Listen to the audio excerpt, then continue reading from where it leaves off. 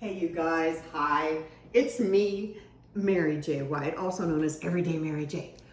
But I wanted to tell you, first of all, I wanted to thank you guys for buying my cooking weed and the Granny Grams.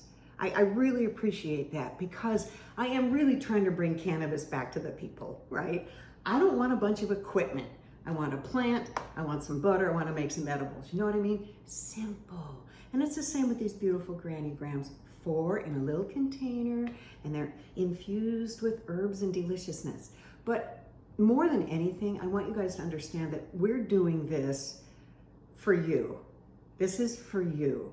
This is a beautiful product. It's carefully made. And I gotta tell you, we got some really cool stuff coming up. I don't know if you saw, but we did see a crazy man in the woods. And he knows all the things about topicals. So very soon, you're gonna sing Everyday Mary J, like a pain relief roll-on balm and some other really cool stuff. So keep enjoying your cooking weed, keep enjoying your Granny Grams, and stay tuned because some really cool stuff is on the way.